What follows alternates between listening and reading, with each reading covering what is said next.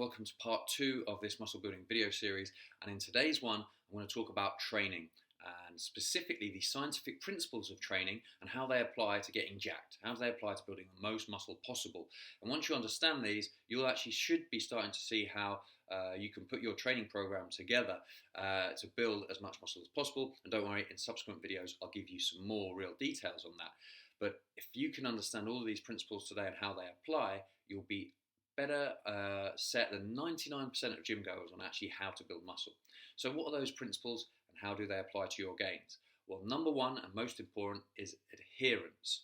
Number two is specificity. Number three is progressive overload. Number four is recovery. Number five is periodization. Number six is variation. And number seven is individual differences. And that's how you tweak training to suit your specific needs. Now, those first three steps of adherence, specificity, and progressive overload are ones that take care of almost all of your results. They probably take care of about 80% of your results. If you can tick those three things off and nail them consistently, that's where the real gains come. So it's really worth fully understanding and nailing those and focusing on those big rocks that make the fundamental difference, rather than getting caught up in the little details of, oh, should I do this specific exercise for 12 reps or 10 reps, or what's the split for training my calves, or whatever that I've seen my advanced bodybuilder do, my favorite bodybuilder, should I be doing that? Now, you're asking the wrong questions if you're looking at those things. You need to understand these principles and then apply them to yourself, rather than just going, oh, so-and-so does this. They're doing that now, but what were they doing when they were in your shoes as they were starting out earlier on in their career? That's what you need to be thinking about. So let me walk you through and give you a little bit more detail on each, and then you'll start to see how they apply.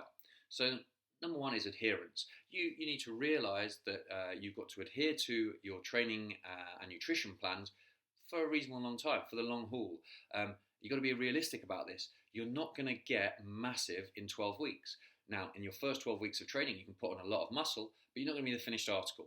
Building a phenomenal physique is going to be a 3 to 5 year project. Most likely you're going to have to put in 3 to 5 years of work to have a truly incredible physique, one that stands out. Before that, you'll build muscle and you'll get compliments and you'll boost your confidence and look way, way different, 100%.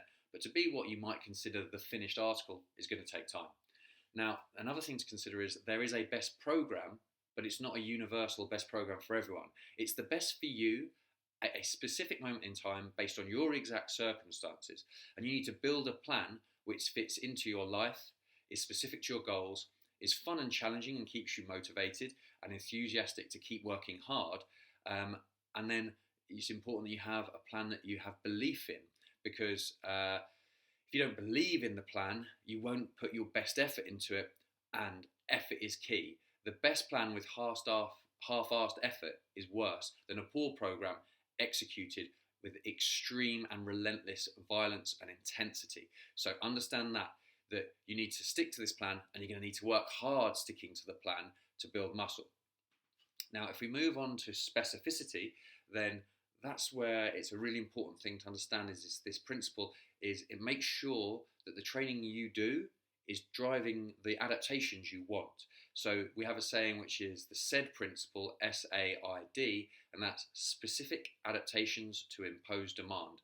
Your body gets good at what it does. It adapts to the stimulus that you throw at it. And this is fundamental to effective training. It means that your training should tax the underlying systems which force muscle growth. Training for a marathon isn't going to get you jacked. It's pretty obvious. So we need to focus our training efforts and not get sidetracked and chasing all these different goals. A mistake I'm sure you made, I've made it, I see loads of guys make, is they want to get as big and muscular as possible, but then they're also worried about keeping their abs in check, running a 10K PB, improving their performance on the basketball court, etc., etc., etc. And all these competing goals basically dilute down how effective your training is. If you want to build the most muscle possible, you need to laser in and focus on that. It doesn't mean you can't do other activities outside of the gym if you enjoy playing football or tennis or these other things that keep you physically active. That's totally cool, but we need to understand that and how that fits into the framework. And I'll explain how to do that through this video series. Now, what we know about hypertrophy is it's best stimulated by increasing training volumes and progressive tension overload rather than just chasing super heavy weights. So a mistake a lot of people get is that they just try and lift as heavy as possible. They're testing their 1 rep max bench press out all the time and it's going up and they think they're going to get jacked. Well, it's not the most efficient way. You'll build some muscle, but you will leave a whole load of gains on the table if you just train that way. Because you can build muscle using really heavy loads, say like a 3 rep max. You can build muscle training that way. The problem is that hitting hard 3 rep max sets is incredibly fatiguing. The chance of you getting injured is higher. To accumulate enough total workload to really build a lot of muscle means you need to do a ton of sets, and it can be quite demotivating having to grind out really hard sets of 3. We're talking about doing 8, maybe 10 sets of 3 for each exercise. That's a lot of sets to do and can be really, really hard and just isn't efficient way to do it. And quite often it's not sustainable. Now, if we circle back, that most important point was adherence. There needs to be an element of sustainability to your training. You need to be able to keep going in, training hard for weeks and months and years, not just blasting it for 3-4 months just before the summer and then not training for the next 3 months and then getting back into it. That's a great way to make very little progress. You need to find a plan that you can consistently show up in the gym most weeks of the year, train hard and get better. Now, simply put, if you only train with heavy weights, you won't reach your maximum muscle gain. By heavy weights, it's a relative term. Every set you do should feel relatively heavy within that rep range. What I mean is if you're doing 1, 2, 3 reps per set, you're not going to grow at the fastest rate possible. Now, there is both a volume and what we call an intensity component to this in sports science speak. Intensity, when it comes to sports science, is the percentage of your 1 rep max. So if you can lift 100 kilos once, that's your 1 rep max. And if you use 60 kilos, that would be 60% of your 1 rep max. Now, for the most part, you want to be using weights which equate to more than 60% of your 1 rep max. So since most of your work needs to be done at 60% of 1 rep max or higher, then we know that once that intensity threshold is met, the most dominant contributor to your muscle gain is actual volume, the amount of training volume you do. Volume is sets times reps times load. Or another way to think of it is basically how many hard sets per week do you do?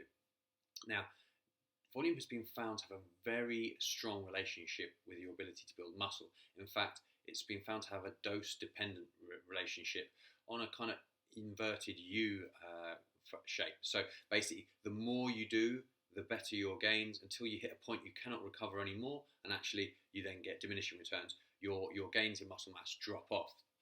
Because of that, you're basically, a good way to think of it is you want to do the most hard volume you can at loads above 60% 1RM and recover from to maximize your muscle gains.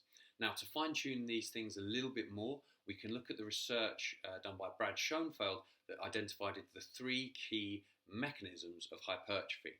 And they are 1, mechanical tension, which is essentially external forces put onto the muscles by the weights and the contraction performed to move that weight. Metabolic stress, which is actually the accumulation of metabolic byproducts, and essentially though that kind of lactic acid burning sensation and pump that you get when training, specifically with higher rep ranges and short rest periods. And muscle damage, which basically refers to the micro tears you get in muscles when you train hard and lift weights. Now, the research indicates that using a moderate rep range, so 6 to 12 rep range for the bulk of your training is best. This rep range is ideal for muscle growth because it allows you to effectively apply mechanical tension, muscle damage, and metabolic stress to the working muscles. But just because 6 to 12 is ideal doesn't mean you should never venture outside of this rep range. As I said, the body adapts, and so you need to keep periodically giving it a new stimulus to force further adaptations. So think of it this way: strength is the mother quality. It is the foundation upon which maximal muscle growth is built, and all other strength or performance capacities for that matter. But in what we're looking at is muscle size. So training for strength is generally agreed to be in the 1 to 5 rep range. Now, improving your lifts in this allows you to create greater levels of mechanical tension. However, as mentioned, it's going to be really, really hard to recover from.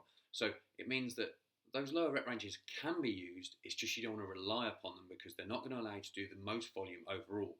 So to conclude, if muscle building is your primary focus, which if you're watching this video is, then you should be trying to do the following things. About 40 to 70 reps per muscle group per session for a total of 80 to 210 reps per muscle group per week.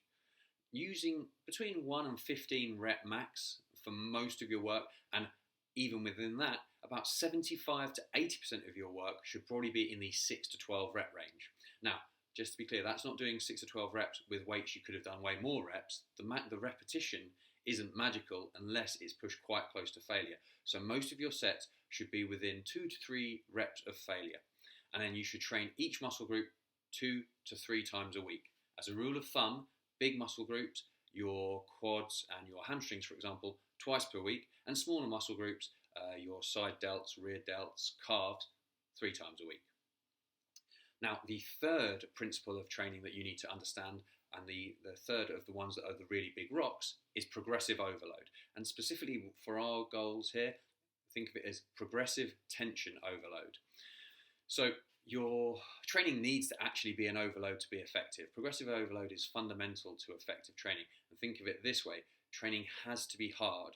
Smart training is hard training, but hard training isn't necessarily smart training. So what I mean by that is just training really, really hard, doing random stuff isn't going to be optimal. But you can't get away from the fact that a good training program requires you to work very hard to get results. So your training needs to be hard enough to force the body to adapt, to prevent that challenge, that overload, and over time it needs to get harder. So again, making things simple, your training needs to be hard and it needs to get harder. The reason for this is that if it doesn't get harder over time, the body's not being given a new stimulus, a new reason to adapt and get bigger and bigger and bigger. So your training needs to change from day 1 to day 365. And likewise, your training in year 5 should look different to how your training looks in year 1. So for hypertrophy though, the key thing is not to get too caught up in chasing weight on the bar only. People hear about progressive overload and they think that just means adding weight to the bar. It doesn't. You could do more reps with the same weight. You could do more sets of an exercise. You could do more overall exercises for a specific body part. You could take slightly shorter rest periods. All of these ways to do more overall work. Now, since we know that volume is closely related to hypertrophy, in fact, a dose-response relationship, we need to find a way to progressively overload via volume. So, then basically means how often you train a muscle and how hard in terms of percent of 1 rep max are just variables you can manipulate to allow you to achieve the most overall volume. So, in the beginning, you can get progressive overload just by adding weight to the bar. As a beginner, you might be training 3 times a week, whole body. In fact, that would be my recommendation. And then if you just add weight to the bar each session, that will equate to an effective overload. The amount of training required for you as a beginner isn't that much to get a response. In time, that won't work forever though. So then you need to consider some different elements of progressive overload to allow you to build more muscle and create more volume and place more tension through the marking muscles to make them grow. So just to recap, that could be improved form, working over a greater range of motion, and improving your execution of your lift. You probably found that when you first started training, you were just moving the weight from A to B and then you were wobbling all over the place. And as you become more experienced, you're able to focus and get that mind-muscle connection and really use the muscle you want to target to do the lift. For example, on a bench press, first time you did it was probably just a fight for survival, like get that bar up anyhow. If you've been training a while, now you can probably really focus on squeezing the chest to drive that weight up. Another way, of course, is just to add weight to the bar. If you get stronger for a set of 10 and over time, chances are you build muscle. If you can add 50 pounds for 10 reps to your bench press, your chest and triceps and shoulders will grow. Then increasing the reps at a given load. So like I said, you can't always just add reps session on session as you become more advanced. It may be a case though that you can find an extra rep here or there from last week and the week before to mean that you're doing more overall work, providing that overload to the body and progressing to force it to grow. And then you could increase volume via adding sets. So you may start out doing 3 sets of 10 and then once you're more advanced, it might take 5 sets of 10 on a given exercise to provide that overload. You can also include sort of intensifier techniques, so things like drop sets, rest pause, supersets, trisets. These advanced strategies, they can be used as you progress through your career to create more training volume and enhance and improve and magnify that progressive overload that you're putting on the body and forcing it to adapt.